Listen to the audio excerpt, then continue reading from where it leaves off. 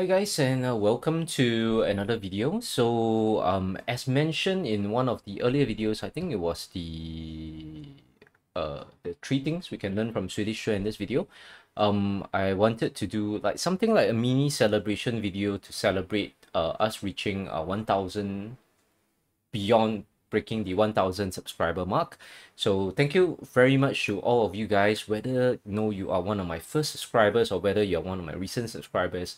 I thank you very much from the bottom of my heart for watching my videos, and I hope that you benefit a little bit from them, because I do understand like my videos are not on like educational videos. They're not like really fun. They're not on the entertainment videos. Yeah, I try to be educational. Sorry, my bad. So I try to be educational, but they're not very entertaining, because I myself I have students who no, I teach in a primary school, and they found my channel as well, but they're like, coach, I don't really understand what you're saying, right? Because they're a bit too young to understand all the technical stuff that I go through in my breakdown videos. So I don't understand. It's not very entertaining. Then maybe I don't know if you guys have more suggestions. I know some of you guys have mentioned suggestions like maybe break down some of the iconic scenes in like bowling movies and so on and so forth. But the thing is that I haven't really got the time to watch those movies myself. So since I haven't watched those movies, I can't really break it down. Also, I think there were a certain iconic series like Golden Bowl, right? It was a Japanese series about a bowler. So, and back then it was the one of the hottest Japanese male actors, Takeshi Kimura or something like that. He was actually the main actor of the Golden Bowl, but I also don't have time to watch it, so I can't react to that. Actually, long ago, I started something along the lines of reacting to manga for like Bowling King, but I've actually discontinued it. So that was like quite a while back. So was it? Yeah, this one. Yeah, so I actually that reviewed like the Bowling King manga, which was a little bit interesting, which I didn't get much view, so I think the audience is not really that interested to watch that, so I discontinued that. So today, just to celebrate 1,000 subscribers, I'm gonna do something like a Q&A. Basically, what I'm gonna do is gonna respond to as many comments as I can, probably within now we just started the video about 2 minutes, so maybe about 20 minutes, 30 minutes max. Respond to as many of the comments as I can. Basically answer that. So some of them are questions, some of them are just comments. Okay, so I'll start from the most recent ones, so make it a bit easier. So in the recent Chatting While Striking podcast episode 7, Great Mall mentions that heard the new bowling center in Choa Chu Kang are using strings. Would be good to do a video on that. So I replied to him, I think yes, heard of that too. I think I've one of the bowlers that I've seen like in real life has mentioned that to me too. Like there's a new bowling center, I think somewhere in Choa Chu Kang, is using the string bowling system. So if you guys are interested to know about the string bowling system, basically is the pins, the top of the pins are attached to strings.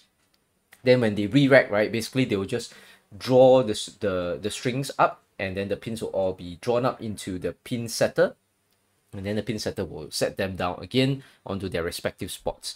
So the re-racking is a lot faster, because in the traditional system, the pins will go through the back of the pit, then there will be a wheel that turns, delivers the pins up to the pin distributor, and then they have to drop into the pins again. So there are a lot of errors that can come by that. Sometimes pins will get stuck, sometimes bowling balls get stuck, and especially when the pins get stuck, the whole machine jams and the pin setting gets a lot slower. Then this system of using the strings on the bowling pins makes it such that you only need one set of pins. Because the traditional system, you need like two sets of pins, or two sets, or like 21 or 22 pins if I remember correctly. Because as you are bowling the current deck of pins there, you need another deck that is re-racking, that's been split, distributed into the pin distributor. So the bowling center needs to invest in more bowling pins, so it's higher cost for them.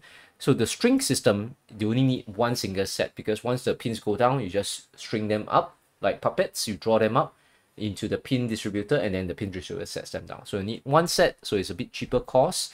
And I believe this is also very maintenance free or very low on maintenance cost, because with the traditional pin distribution system, when it drops pin by pin, when the pins get stuck, you need the mechanic to go behind to try and free up the pins, unstuck the bowling ball, unstuck the pins using a stick or using their hands. So it's also a little bit of more dangerous for the ball mechanics. But usually the bowling alley mechanics are well trained, so there's not much cases of accidents happening there. But you need the extra cost of hiring staff to handle them, right, for maintenance.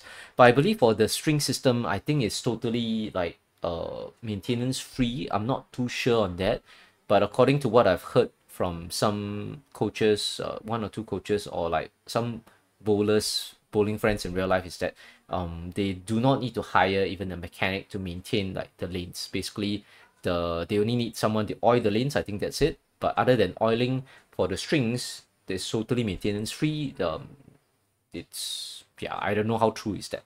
So yeah, but the thing is that because the strings will interfere with the pin action, so I think the World Bowling Federation, as well as PBA, the American side, have not sanctioned the string bowling pins. So since they're not sanctioned, that means you wouldn't see them in like PBA tournaments, you wouldn't see them in World Bowling tournaments, you wouldn't see them in like Asian bowling tournaments as well. So any legit tournaments, you won't be able to see them, which means unfortunately they don't get good publicity. They won't get the publicity, even though the system seems to be a convenient one that saves cost and speeds up the timing, for the ball to be re-racked, and also saves cost for the bowling proprietors. But the fact that it's not going to be sanctioned because people say that the pins will interfere with the pin action, just leaves them without a lot of publicity. And yeah, it's a bit too bad on that. And especially like if a bowling alley wants to hold big tournaments or sanctioned tournaments, they cannot use the string system, because once they use the string system, they won't be able to be sanctioned, and then they can't do like official big bowling tournaments. So that's unfortunate as well. So yeah, I'm not too sure when I'll drop by the alley. I mean, interesting to see and bowl there, but unfortunate that this string system couldn't be sanctioned. Okay, next one, JP300 mentions that on my video for can two older bowlers bowl two-handed. That time I was reviewing Mr. Mustafa. He says that he switched to two hands 3 years ago, very happy with it. It's a challenge every single day. Is only 43 years old and playing two hands, less muscular tension or pain after a long session. Thank you for your tips and knowledge. So 43 years old is actually pretty young. So I myself, I'm 41 years old this year, so I'm not a young spring chicken by any chance. So 43 years old, really young, and we're both younger than Mr. Mustafa here. So at 43, he's playing two hands, less muscular tension, which is pretty interesting, because in my personal experience, usually the two-handed bowling style actually involves more muscles in the body, because we're using both hands instead of one, and usually we have to go a little bit lower on the upper body weight transfer. So since we lean more, we use our legs more, we use our core muscles more, we actually use our back muscles more. So usually, like when I was used to bowl one-handed as a helicopter spinner style, I generally don't really perspire when I bowl, even on my intensive sessions where I bowl really quickly by myself. But when I switch to two-handed, right, I easily start perspiring like the first or second game, which means that actually it involves a lot more muscles. So I'm pretty surprised that JP300 here says he has less muscular tension, because I think it is just that JP here has actually optimized his style a little bit better. So when he bowl, he has realized that being less tense, relaxing his shoulder muscles more, and so on, has given him better results. So he has actually developed his style to have less muscular tension. But it's not, so generally I think this might be a bit misconception, is that when you go two hands, actually you're using more muscles in your body as compared to bowling one-handed. Okay, then next, Vic Vinegar 4518 replies to, can we coach a one-handed thumbless bowler? So this is one of the older videos. I think, who was I working with? I can't remember this name of the bat because that was quite an older video. So it says, what a cool video. Thanks for helping the one-handed no-turn bowling community get better. Any more of these? So Vic Vinegar, thanks for your compliment. The issue is that I don't get a lot of one-handed thumbless bowlers submitting their videos to us because the one-handed thumbless bowler community is already on the really low end because it's not a very popular style in the professional scene.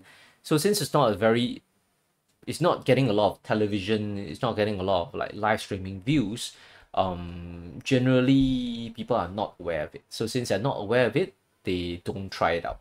So yeah, they're still the minority. I myself have coached a one thumbless one-handed bowler in real life in my country, in Singapore, but other than that, most of the other bowlers are either fully two-handed bowlers or just one-handed bowlers with their thumb in. So yeah, unless I get more videos. So if you're a one-handed thumbless bowler, you'd like me to review your videos, big disclaimer is that I'm not very experienced in this bowling technique because I myself haven't really practiced this technique yet. I would like to one of these days, to try and get a feel of it so that I can help other bowlers with this style. So I'm not super good. Since I don't have first-hand experience bowling this technique, this style, I'm not super good at it. But I'll try my best to help out and give advice. Okay, so Brand Pack says that congrats on 1K subscribers. Thank you very much. Love seeing analysis of the two-handed game as I always learn something new. So that is a reply comment on 3 things we can learn from Swedish two-handers. So, oh, thank you very much. Yep. So thanks to Brand Pack for the compliment. Yeah. So good thing. I mean, it's nice that you are able to find something new to learn from every time. Because sometimes I find myself repeating myself like a broken record because I'm saying things like finishing position, balance arm, try and get lower, things like improving your swing speed, your foot speed. So these are things that I always keep harping on. So glad that you find something new, and thank you very much for the congrats. Then EA0529 says that this makes a lot of sense. I've subconsciously done this on my approach as a two-handed lefty. Can I zoom in a bit? Yep. So which is he holds the ball against my left hip and keep the backswing low. I'm 5'5", 150 pounds, and I am closer to EG Attacker's build, which is kind of like a medium, smaller build. Yet among my two-handed friends, I throw it the hardest at around 18 meters per hour of my hand. So that 80 meters per hour easily translates to like 28 to 30 kilometers per hour. So EA actually throws the ball really fast as a professional two-handed bowler. Yep, so he's a two-handed lefty. He throws the hardest with the smallest build.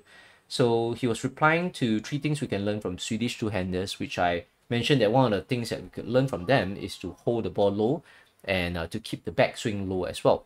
So he holds the ball against his left hip and he keeps his backswing low, and yeah, he has a small build, but he throws it the hardest.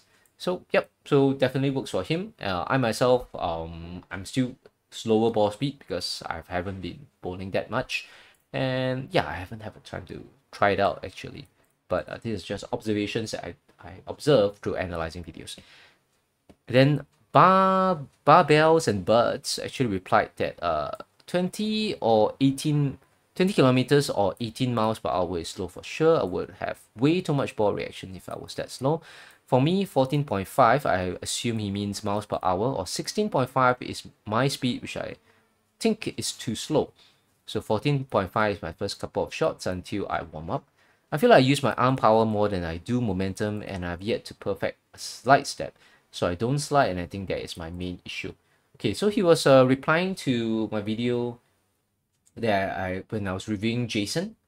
So I titled the video "Need for Ball Speed" because Jason was struggling with rather low ball speed for a two-handed bowler, which means that he has to play really, really deep. If you can see in this thumbnail, it's really small. Jason is like sliding his feet in the left gutter, right? So he has to slide in the left gutter, deliver his ball as near to the left gutter as possible to get enough oil to send his ball out onto the lane before it curves and hit the pocket. Sometimes it still overhooks and crosses, goes in the cross pocket.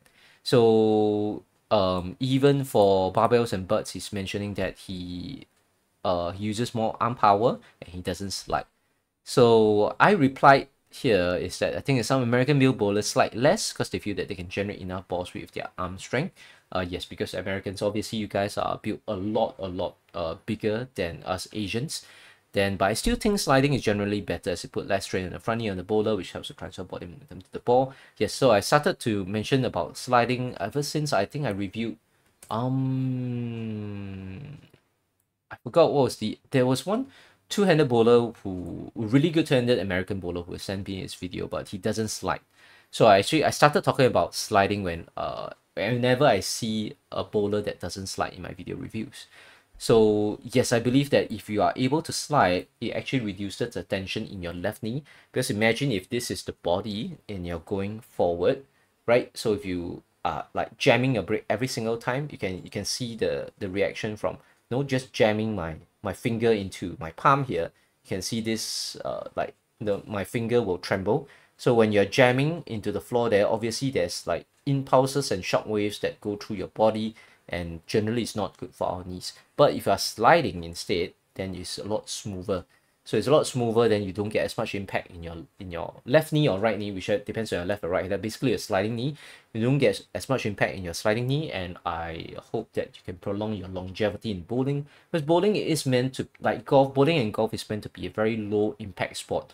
So it is a sport that we are supposed to be able to do even in our later years, right? That means I've met bowlers in Singapore who his uncle well past 80 years old. I heard he's like nearing 90s, but yes, he's still actively bowling almost every single day, right? So bowling is supposed to be a very low strain, low impact sport that we can enjoy even when we are like in our elderly years, like beyond 50, beyond 60, beyond 70. So if you are putting a lot of strain on your body system, unfortunately you might not be fit enough to bowl beyond your youth, right? Beyond your maybe your 20s or 30s. If you get injuries in your knees and your legs, then effectively that usually ends our amateur or like professional bowling career, whichever you're doing. But definitely as an amateur, even ends our amateur career. Because if I have friends, I personally have a friend, I won't mention his name, who actually went through an injury to his feet. So he was a really good bowler, really good one-handed bowler, both for SAF as well, but he got a really bad injury in both his legs, and it was like a nervous injury, right? I mean, even the doctor and he went for so many checkups after so many years, like it's been almost like a decade, right, since he had the injury, and the doctor still can't figure out why he has the injury, because it's a nervous thing, it's a nerve issue, and he just can't slide, right? He can't slide, he can't support his legs well if he bends, and that totally destroyed his game. He used to be a really good one-handed bowler. He can easily average like 180 to like 220 on a good day.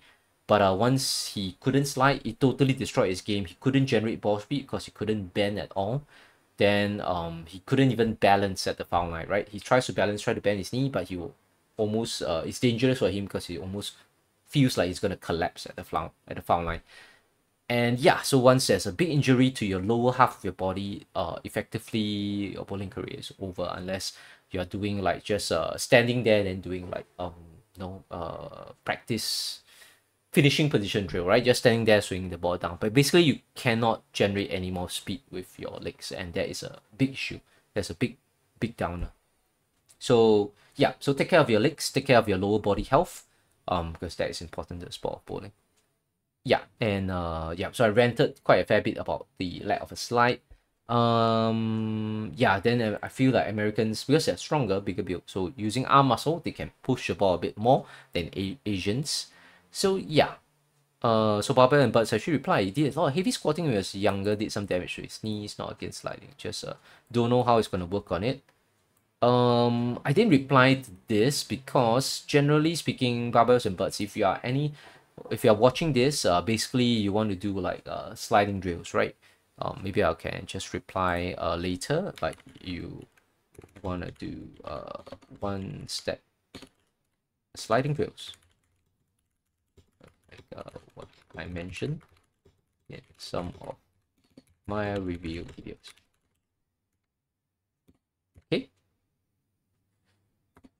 Okay, to and focus on sliding.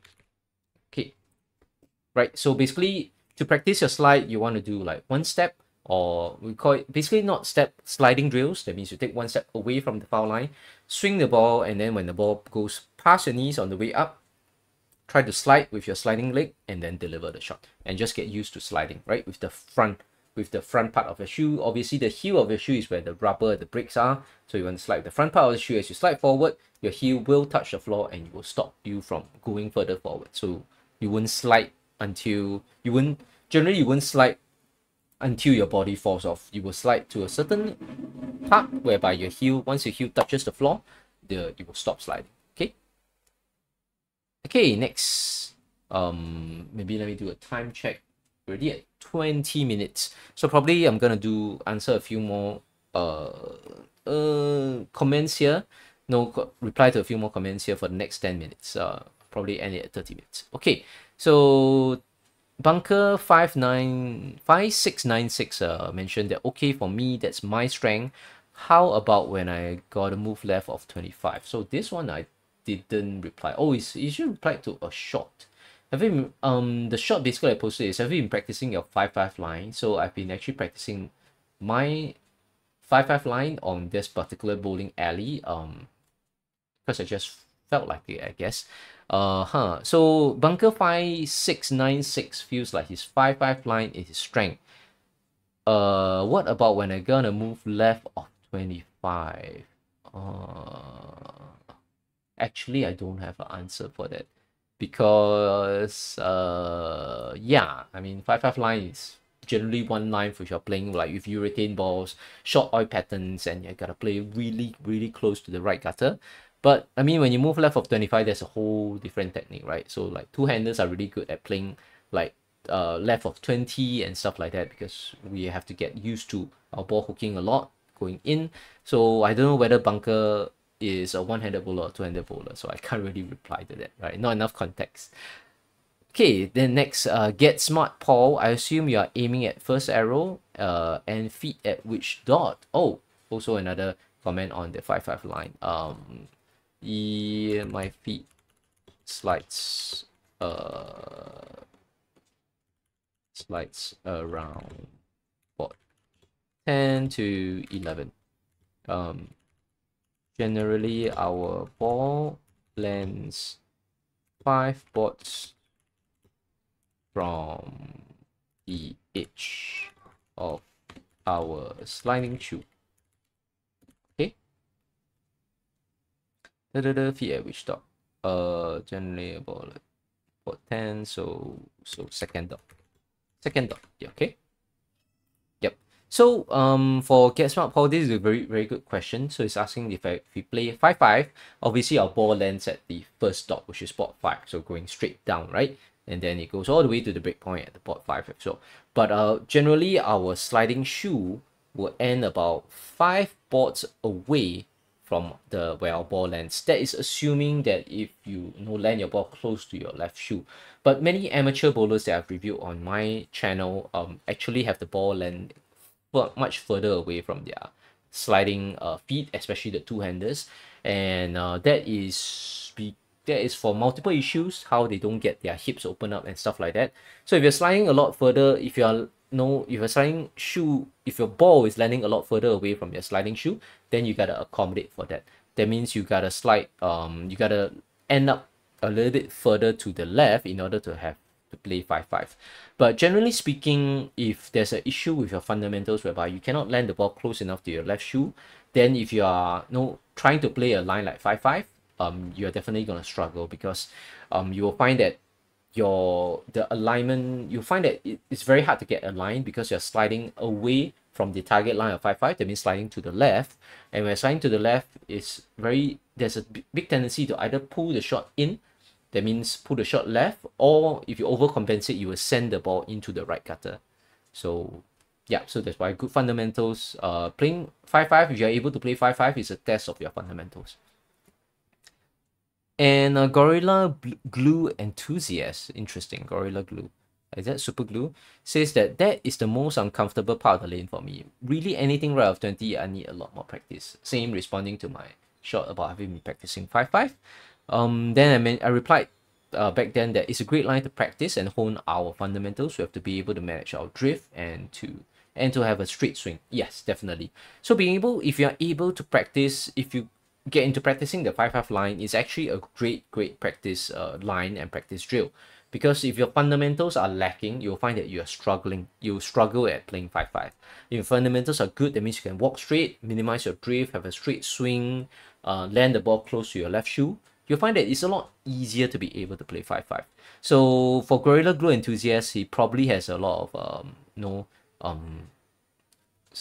like flaws in his fundamentals.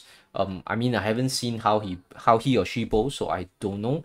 But generally, if you're telling me you struggle to play 5-5, you're uncomfortable playing that type of a line, it's a sign to me that your fundamentals need work.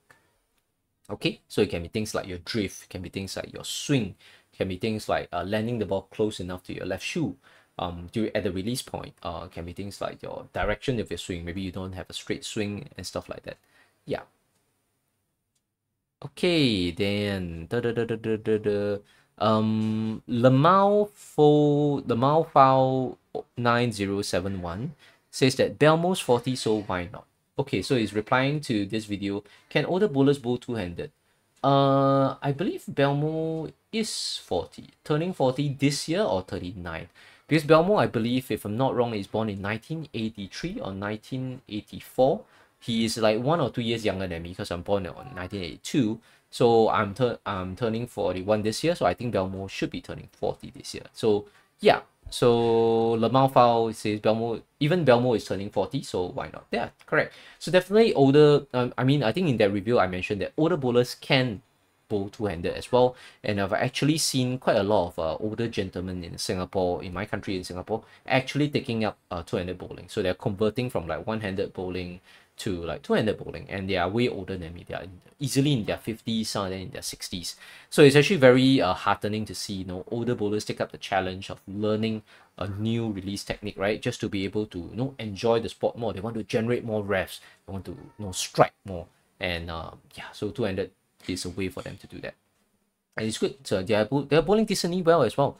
So it's not that they are switching to two-handed and they are like missing the pocket. No, they're still hitting the pocket. Obviously, they struggle with ball speed. We all do as well, right? All new two-handed bowlers. So yeah, but generally older bowlers can bowl two-handed. Okay, what's the time check? Still about 3 more minutes, so I end at about 30 minutes, right? So Isaiah Izel 7488 mentioned that I would love to share my two-handed game. I want a review to see what improvements I need to make. Oh, sure. Then actually I didn't reply to him. Sure. Yeah, sure. So send me your video through social media links or text message or WhatsApp me and send me your video for review. Yeah, so I didn't reply to him. Okay, so basically, if anyone is looking for video review, yes, I do video reviews for free. Basically, all you need to know, one for the review is allow me to post it on YouTube, just like this, and on this channel, right, for everyone to see. So basically, right now I still have a bit of a backlog. There's another bowler, American bowler, that I haven't reviewed. One that I have just finished recording, another American bowler I finished recording, but I haven't published it yet. So a bit of a backlog, and so basically, if you send me a video, I can't promise that I'll review it on time, but eventually I'll get to it. Yeah. So yeah, so you can just send me through WhatsApp or text message or through like social media links. So that means you can record it. You can upload it to your your Facebook, your Instagrams, your TikTok, your YouTube shorts, for example, and then just send me the link, and then I can just watch it through the link. Okay. And that is if you feel uncomfortable like installing WhatsApp, because I know that WhatsApp is a very Singapore thing, right? Like Singapore and Southeast Asia we use WhatsApp, but outside of Southeast Asia, basically, yeah, the population doesn't use WhatsApp. Okay, next, almost time. Okay, maybe one last comment. The Game Noob 1747 mentioned that, yeah, unless you're doing it to clear the ball return, then it should be okay, right? If you want to avoid walking left, the ball return entirely, then you need to 3-step. He's replying to my shot on why drifting left is bad. Yep, so I think this was a video review I did of another Singaporean bowler that he has a very inherent drift left. So the game note mentions that, yeah, unless you're doing it to clear the ball return, then it should be okay. Oh, yeah. So I think what he's mentioning is that if the ball return is here, left, and then you're doing this left drift to clear the ball return, it should be okay, right? If you want to avoid walking left, the ball return entirely, then you need to 3-step, which correct. That means normally what I'll do, since I have I've worked very hard to eliminate that left drift from my game, from my approach. When I need to bowl in front of the ball return, I literally get in front of it, and then I do a 3-step drill to so that it's short enough for me to deliver my shot. Obviously I suffer a bit on the ball speed, but it is what I have to do since I don't have the left drift. So for bowlers who drift a lot to the left, that means they walk the first 2 steps or the first 3 steps, they drift to the left, they can walk around the ball return and then go forward. But then it's very situational, right? Because if you are somebody who stands very far back on the ball return, within your first 3 steps, if you drift left, you're still going to hit the ball return, right? So then that drift left serves no meaning, right? Doesn't give you any benefit because you're still blocked by ball return. You can't go left the ball return with your first 3 steps if you're standing very far on the approach. So you still have to stand close enough to the ball, close enough to the ball, to the front of the ball return, and then still have to drift left in order to move in front of the ball return. But generally speaking, this drift left, I discourage it because it makes it a lot harder for the bowler to be consistent, because in terms of visualizing the line, you're not moving straight towards the line. Let's say I'm looking at the camera, I'm not moving straight towards the camera, I'm like moving this way. So right, so as I go forward, I move this way, so my eye level and my targets change. So it's a lot more difficult to hit a moving target than a stationary target, correct? I'm sure all you guys will agree. So since if you're drifting left, your target becomes a moving target rather than a stationary target, then you're just making it a lot harder for yourself to be consistent. So I generally discourage left drift. Okay, so that's about it. It's more 32 minutes. So thank you guys for if you have watched the whole video. Again, thank you guys for subscribing to the channel. And thank you guys for watching the videos. Giving me feedback and comments and giving me more videos to review and all that. So as usual, the customary plug is that I do coach in real life. So I coach in real life in my country of Singapore, and I can do remote coaching if you're out of Singapore as well. If you'd like to contact me for coaching, just text me at my contact number, probably included in the video description below, or you can WhatsApp me if you have WhatsApp. But if not, you can always do text message. Okay, we will see you guys in the next video. Thank you.